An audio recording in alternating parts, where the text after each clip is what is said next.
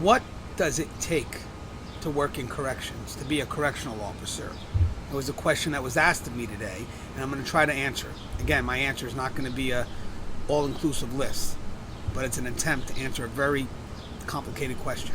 Again, the show is Tier Talk. Thank you for subscribing to the YouTube channel, and if you haven't, please do. Please comment, engage. This is going to be a channel for us to talk about our concerns, our needs. Also, I do have a Facebook page. Please like the page. It's over 24,000 and change.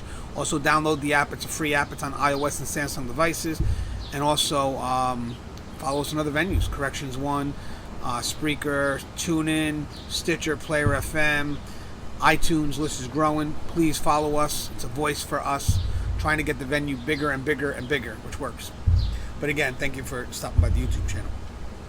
Okay, so someone asked me today, what does it take to be a correctional officer? And I sat there and I'm thinking, like, you know what? That is not an easy question to answer. It's not. Working corrections in general, what does it take to work in corrections in general, is not an easy question to answer. There's nothing simple about how I'm going to answer this question. But what I wanted to do was, of course, give an attempt. Right? Give an attempt. Why not? So I had to go back and think in the course of my career, the people I worked with and the people that I held at good regard. And why did I hold those people at good regard? So first off, I would like to say for the person that asked the question, what does it take or what do you look for in someone who wants to work in corrections? First thing we look for is heart. It's the first thing. You gotta have heart to work in this profession. If you do not have heart, this profession isn't for you. And that's why we have an academy. Academy's got to be an academy that tests those individuals that are going in.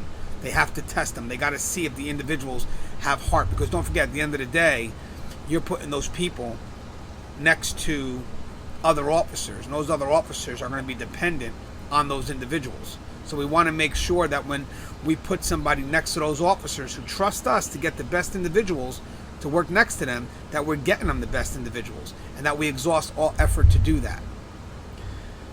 The other things you need is commitment, and that's commitment to the sworn oath to protect and serve, and that protect and serve involves the public, your brothers and sisters behind the wall, and the inmates. And that's our oath. That's sworn oath. That defines who we are. You know, our role we play in law enforcement, in the shadows of justice, if you will. But yes, it is a role in law enforcement. But you have to be true to that oath. You have to be committed to that oath. And if you're not, we don't need you. That's an oath that we take very serious. That's the oath that pretty much says that we're willing to sacrifice our lives for a greater good. Your motivation has to be pure to work in corrections. Because let's face it, guys, the money's not there.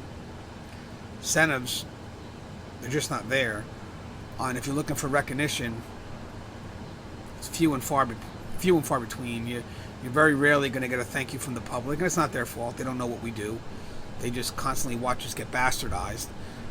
But again, if we're looking for a thank you from the public, it happens, but very rarely. Very rarely. And even a pat on the back from your supervisor is very rare.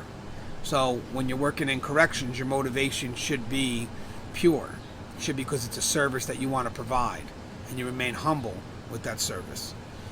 And then you hope along the line you do get that recognition. That's what we're doing now with the show Tier Talk. We fight for recognition for you brave men and women who work behind the wall in all departments. And we look to get you that recognition. But in the meantime, while we fight to get that recognition, that cannot be your sole purpose to work in this profession. Your motivation, again, has to be to protect and serve for the greater good. I agree. And I think that's that's the most important aspect. You're not in here for any personal gain. You're here because the job has to get done. And I always said that. You know, us that work in corrections, we don't have no other motivation besides the fact that the job has to get done. You also have to have pride in what you do. A lot of people look down at corrections, and I never knew why. I still don't know why. I love the field. I think it's an honorable field, and I don't know why people look down at this profession. But you have to have pride in what you do. When someone asks you, what do? You should be able to answer them. Say, I work in corrections, and have your chest out and your head up, and be proud of who you are and the role you play in law enforcement. Don't look to justify it. Don't look to, hey, I work in corrections, but one day I'm going to be this. Don't do that.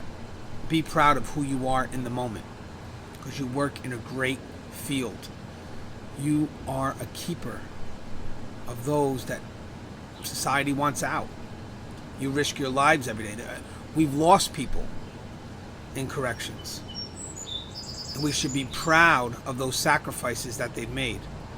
And when someone asks me who I am and what do, I think about all the people that serve the public and were taken from us for the greater good.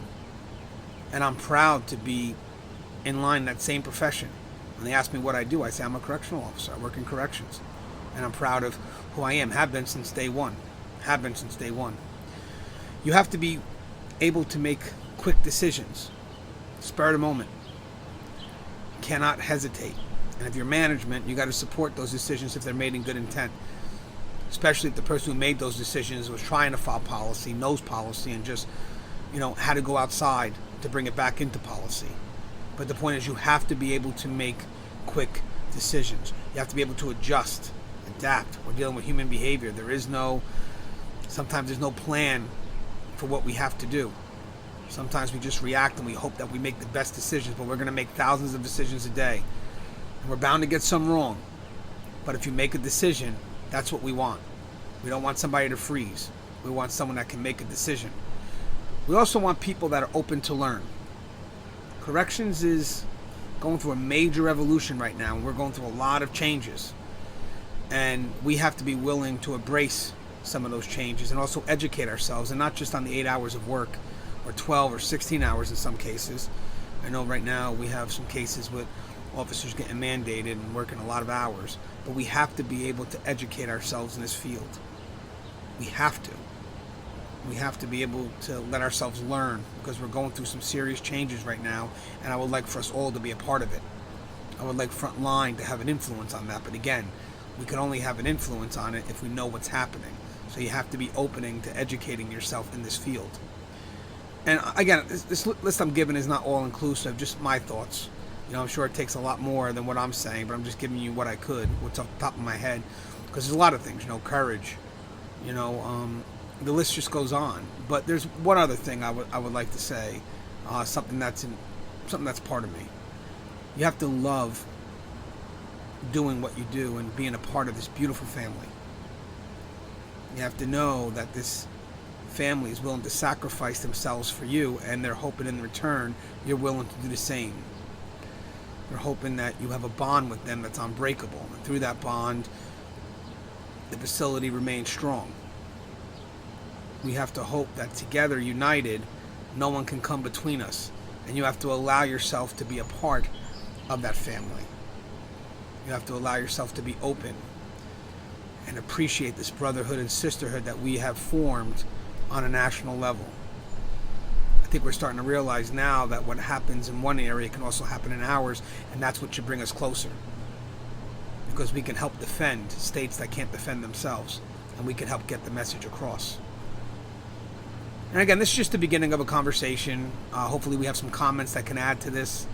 I know there's a lot more out there, because I've seen and worked with a lot of people who I'm sure can bring a lot more personal traits that would benefit us in corrections.